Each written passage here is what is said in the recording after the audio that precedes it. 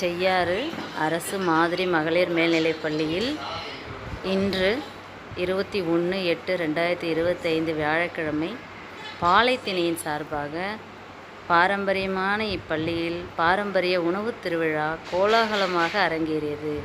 இதில்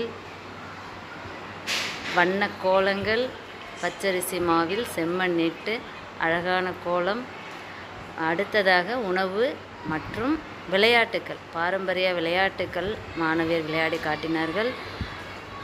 உணவு மிக மிக மிக அருமையாக இருந்தது. அனைத்து உணவுகளும் வரிசையாக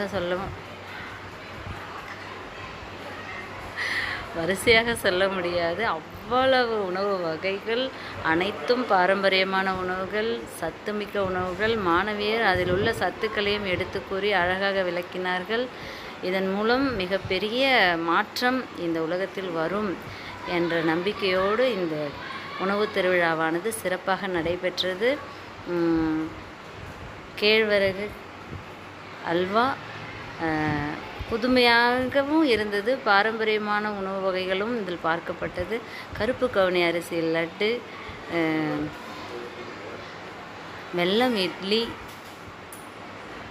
சூப் வகைகள், முருங்கைக்கீரை சூப்பு, நெல்லிக்காய் ஜூஸு, விதவிதமான கேழ்வரகு அடைகள், சுழியம்,